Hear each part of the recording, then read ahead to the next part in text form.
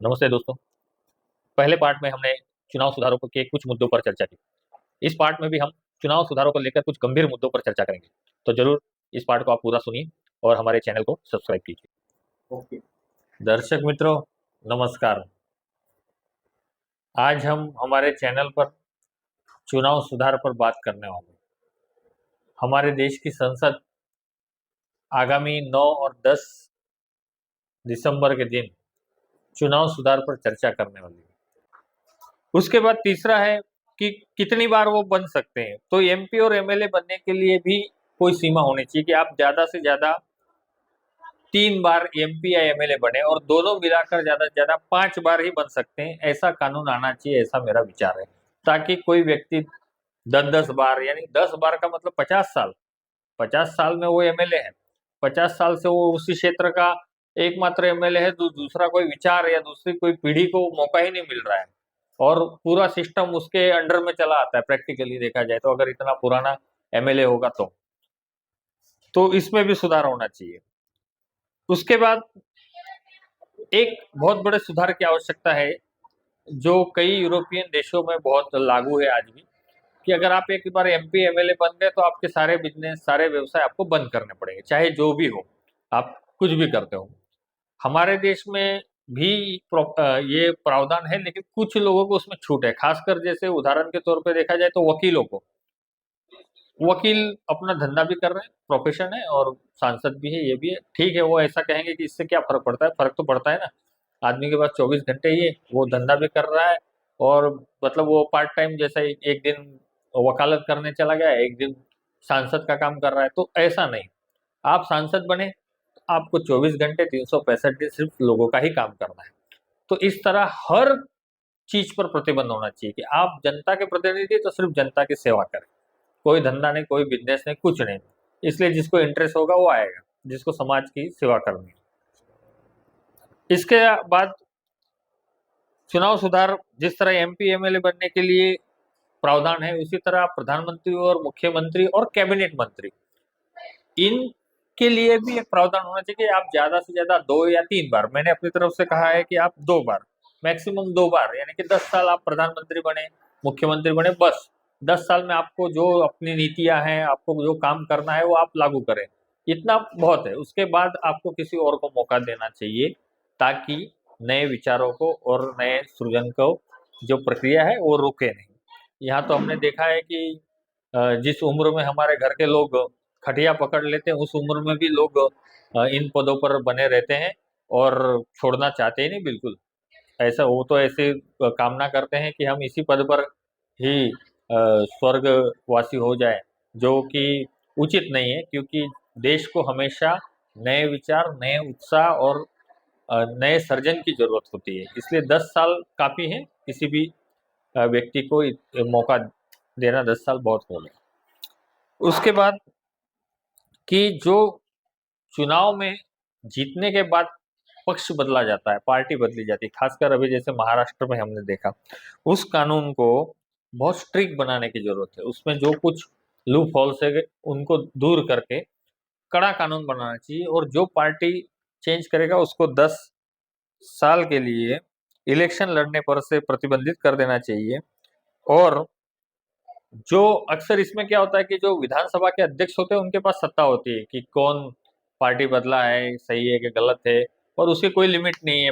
अगर समझ लो जिन्होंने पार्टी फोड़ी है, जिन्होंने आ, पार्टी में डिवाइडेशन किया है, उन्हीं का अध्यक्ष होगा, तो फिर वो तो लटका ही रहता है, मामले को फिर कोर्ट में जाता है, फिर सुप्रीम में। हमने महाराष्ट्र में अच्छी तरह से देखा है। तो उसके लिए भी लिमिट होनी चाहिए कि 1 साल के अंदर विधानसभा का जो अध्यक्ष है वो अपना फैसला सुनाए, कंपलसरी। इसके लिए जरूरी कानून सुधार होने चाहिए। 8वीं चीज मैंने अपने तरफ से प्रस्तावित की चुनाव सुधारों में, कि हमने देखा है कि सांसदों में और विधायकों में हिस्ट्री सीटर क्रिमिनल्स बहुत हैं, उनका प्रमाण बहुत ज्यादा है, यानी कि एक तरह से राजनीति और क्राइम का एक सिंडिकेट जैसा बन गया है। ये मैं नहीं कह रहा हूँ, चुनाव सुधारों पर बनी हुई कई कमेटियों ने अपना प्रस्ताव, जो रिपोर्ट रखी है भारत सरकार में, उन्होंने भी इस बात को नोट किया है और हम सब जानते हैं। अब कोई बहुत बड़ा क्रिमिनल माफिया होगा, वो चुनाव में खड़ा होगा, तो उसके सामने कौन इलेक्शन में खड़ा रहने वाला है। प्रैक्टिकली भले कानून है, सब कुछ है, लेकिन प्रैक्टिकली क्या होता है हम सब जानते हैं। तो ऐसे में जो ऐसे हिस्ट्री सीटर हैं जिन पर मर्डर, रेप, किडनैपिंग या एक्सटॉर्शन जैसे गंभीर गुनाह हो, अभी फिलहाल कानून है कि भाई इतने साल की सजा हो गई, तो सजा नहीं, पेंडिंग भी होगा, मतलब जो केस है वो चालू भी होगी। तो इस केस की एक सीमा तय की जाए। जैसे मैंने अपने तरफ से लिखा है कि अगर किसी पे, जैसे इक्का दुक्का केस तो राजनीति के कारण भी हो जाते हैं, कभी कभी व्यक्तिगत दुश्मनी के कारण भी हो जाते हैं, या किसी को फंसाने के लिए भी हो जाते हैं, लेकिन जो प्रोफेशनल क्रिमिनल है वो तो साबित हो जाता है, जैसे कि उस पर 30-40 केस हैं या 50 केस हैं, तो वो प्रोफेशनली क्रिमिनल होगा तो ही होंगे। तो मैंने अपने प्रस्ताव में कहा है कि अगर आप 30 से ज्यादा ये ऐसे गंभीर गुना, गंभीर की बात कर रहा हूँ, केस यानी कोई भी छोटा मोटा केस नहीं, क्योंकि राजनीति में अक्सर जो लोग सक्रिय होते हैं वो आंदोलन करते हैं, तो उनपे 108 जो कोई भी छोटे मोटे केस तो होते रहते हैं, लेकिन उन धाराओं की बात नहीं कर रहा हूँ, मैं गंभीर धाराओं की बात कर रहा हूँ। अगर ऐसे केस उन पर हैं 30 से अधिक, तो उनको चुनाव लड़ने से प्रतिबंधित करना चाहिए जब तक कि वो निर्दोष साबित होकर ना आए। अभी उल्टा है, जब शिक्षा होगी तब नहीं, नहीं ऐसा नहीं, अब निर्दोष होगे तब आओ इलेक्शन लड़ने, सारे के सारे निपटा के आओ। और प्रोफेशनल क्रिमिनल के तो हमेशा केस होते रहते हैं।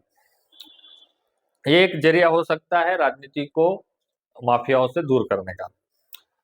नौवां प्रस्ताव मैंने रखा है कि जो विधानसभा और सांसद की जो सीटें हैं वो जो बढ़ाने का प्रस्ताव भी है, सरकार कुछ दिनों में उसका आकलन करने वाली है, तो वो बढ़ानी चाहिए बहुत जल्दी, और जितनी हो सके उतनी छोटी रखनी चाहिए, ताकि ज़्यादा से ज़्यादा लोग इलेक्शन में सहभागी हो सकते हैं। अभी तो कई जगह ऐसा देखा गया है कि सांसद का चुनाव होगा तो 5-10 प्रत्याशी होते हैं, और उन 5-10 में से तो 2-3 तो ऐसे होते हैं, डमी जैसे ही होते हैं, कि जो सिर्फ खड़े किए होते हैं नाम के, यानी कि सामान्य व्यक्ति कोई इलेक्शन में इंटरेस्ट लेता नहीं, जो देश के लिए अच्छा नहीं है।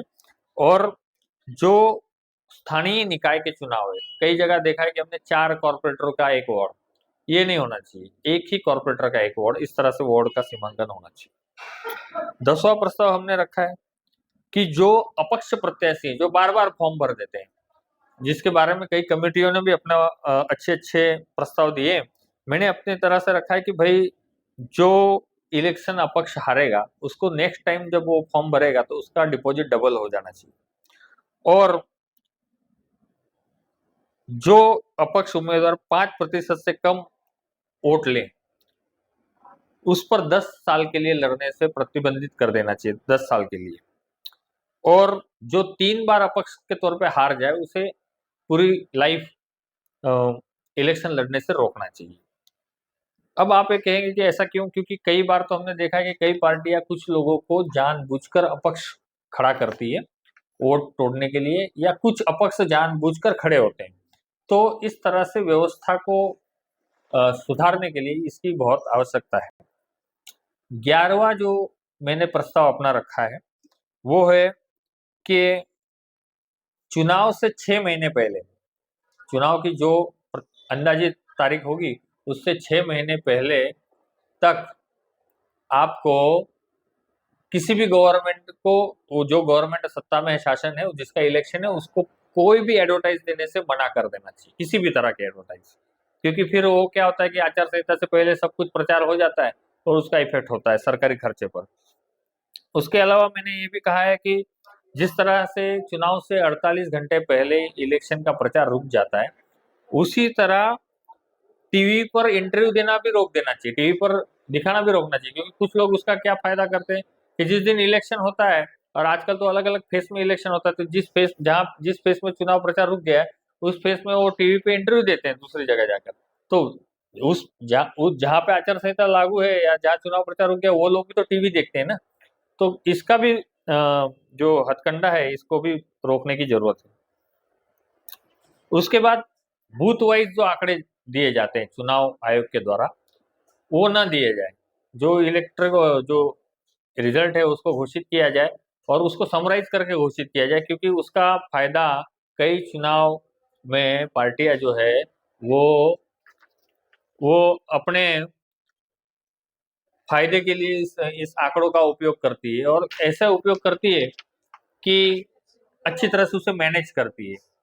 और इसका और कई बार तो वोटरों को भी परेशान किया जाता है। तो इन सब से छूटने के लिए ये जरूरी है कि बूथ वाइज आंकड़े भी ना दिए जाए, इसके लिए कोई नई व्यवस्था खड़ी की जाए।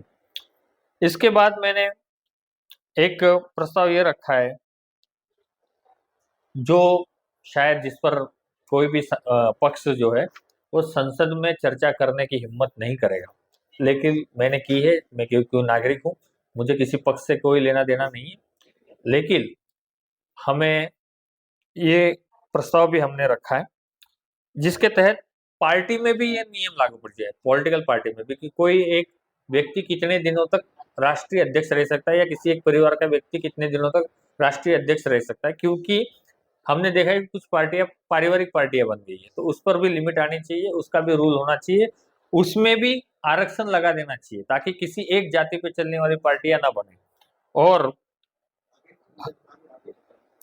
और जो अलग अलग पार्टियां हैं कि जो दान देती है, उस दान देने वालों को लिए भी ये कंपलसरी कर दी जाए पॉलिटिकल पार्टी के लिए कि दान का जो डिटेल्स है वो जाहिर की जाए। और कोई भी दाता अपने सारा दान किसी एक पक्ष को ना दे। उसे अगर वो 100 रुपए दान करता है तो कुछ उसका लिमिटेशन होना चाहिए कि एक पक्ष को इतना हिस्सा और दूसरे विरोधी पक्ष को जो सत्ता में है उसको उतना हिस्सा दिया जाए, क्योंकि कई पार्टियों को ये मिल ही नहीं रहा है दान। इसके अलावा जो इलेक्शन पिटीशन होती है उसे 6 महीने में निपटाने का कानून बनाया जाए। ईडी, सीबीआई और आर्मी चीफ जो होते हैं ऐसे प्रमुख दल, उनको रिटायरमेंट के बाद 10 साल तक कोई पद न दिया जाए। और सबसे आखिर में हमने कहा है कि ईवीएम पर हम कोई आरोप नहीं करते, लेकिन ईवीएम के मामले में बहुत सी शंकाएं हैं, तो शंका का निरसन करने के लिए जो कानून में सुधार करके ईवीएम यूज करने का अधिकार इसी इलेक्शन कमीशन को मिला है, उस सुधार को हटाया जाए और कानून को ऐसा बनाया जाए कि सिर्फ बैलेट पेपर से इलेक्शन। तो दोस्तों, ऐसे चुनाव है, सुधार है, जिन पर चर्चा होनी चाहिए, अपेक्षा है। मेरी तरफ से एक नागरिक के तौर पर ये सारे प्रस्ताव रखे गए हैं। बहुत बहुत शुक्रिया।